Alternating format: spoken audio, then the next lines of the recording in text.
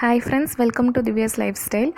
இன்றைக்கி வந்து நம்ம கத்திரிக்காய் கீ ரோஸ்ட் எப்படி செய்கிறதுன்னு பார்க்கலாம். இதுக்கு வந்து ஒரு 1/2 kg கத்திரிக்காய் எடுத்துகிட்டு இந்த மாதிரி நீளமாக கட் பண்ணி ஒரு பாத்திரத்தில் தண்ணி சேர்த்துட்டு இதை போட்டு வச்சுருங்க. கொஞ்சம் உப்பு சேர்த்துக்கோங்க, அப்போ தான் அது கருப்பாகாமல் இருக்கும்.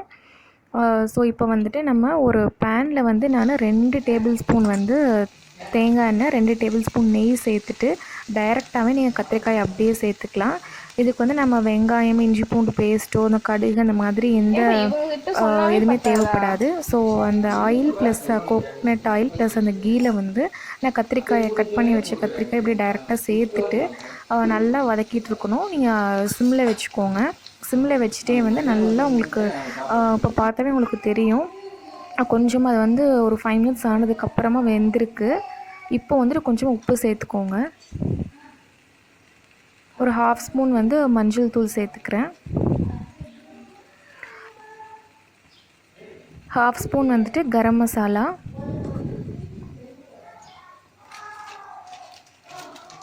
இதுக்கு மசாலாஸ் பார்த்திங்கன்னா ரொம்பவுமே வந்து கம்மி தான், ஜாஸ்தியாக எதுவும் நம்ம அதிகமாக சேர்க்க தேவையில்லை.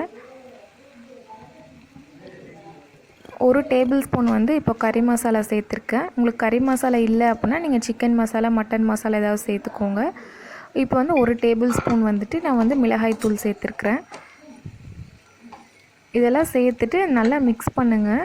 ஒரு ஷார்ப்பான ஸ்பூன் வச்சுட்டு நீங்கள் அதை வந்து திருப்பி தான் விடணும், ரொம்ப போட்டு மிக்ஸ் பண்ணக்கூடாது. சிம்லேயே தான் இருக்கணும். லைட்டாக தண்ணி தெளிச்சுக்கோங்க. இது வந்து பார்த்திங்கன்னா உங்களுக்கு நல்ல ஆயில்லையே தான் உங்களுக்கு ஃப்ரை ஆகணும். நிறைய நம்ம தண்ணி ஊற்றிட்டோம் அப்படின்னா உங்களுக்கு வந்து குழைப்பாயிரும் கத்திரிக்காய். இந்த கீ ரோஸ் பொறுத்த வரைக்கும் பார்த்திங்கன்னா நல்லா கத்திரிக்காய் வந்து நல்லா குழையவும் கூடாது, வெந்திருக்கணும். நல்லா உங்களுக்கு க்ரன்ச்சியாகவும் இருக்கும், நல்லா கிறிஸ்பியாக வெந்திருக்கணும். அப்போ தான் அது டேஸ்ட் ரொம்ப சூப்பராக இருக்கும். இது குக் ஆகிறதுக்கு பார்த்திங்கன்னா உங்களுக்கு ஒரு 15 to 20 minutes ஆகும். அது வரைக்குமே சிம்லேயே தான் வச்சுருக்கணும்.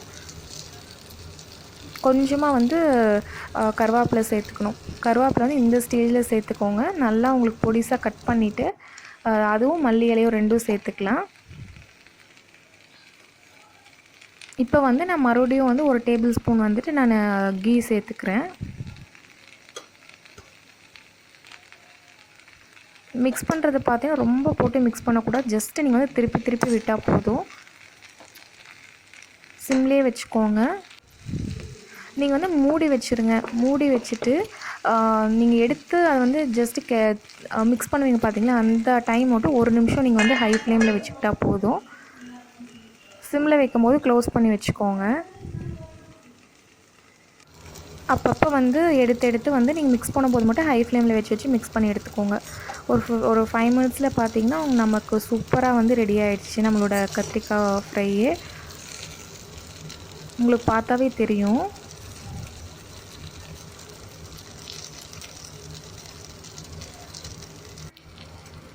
தண்ணி வந்து ரொம்ப கம்மியாக தான் சேர்த்துக்கணும். உங்களுக்கு வேகாத மாதிரி இருந்துச்சுன்னா நீங்கள் வந்து கீயும் தேங்காய் எண்ணெயும் சேர்த்து மிக்ஸ் பண்ணி நல்லா ஃப்ரை பண்ணிகிட்டே இருக்கணும். ரொம்ப சிம்மில் வச்சுக்கோங்க. நான்ஸ்டிக் பேன் யூஸ் பண்ணுங்கள். இப்போ ஃபைனலாக நான் வந்து ஒரு 1.5 டேபிள் ஸ்பூன் அளவுக்கு வந்துட்டு நான் இட்லி பொடி சேர்த்துக்கிறேன். இட்லி பொடி சேர்த்ததுக்கப்புறமா வந்துட்டு ஃபைனலாக எனக்கு கொஞ்சமாக கருவேப்பிலை சேர்த்துட்டு நம்ம ஆஃப் பண்ணிடலாம். இப்போ பாருங்கள் எவ்வளோ ரொம்ப சூப்பராக ரோஸ்ட்டாக இருக்குது, உங்களுக்கு பார்த்தாவே தெரியும். இது வந்து ப்ளெயின் சாதத்துக்கு, ரச சாதம், கர்ட் ரைஸ் எல்லாத்துக்குமே சூப்பரான காம்பினேஷன்.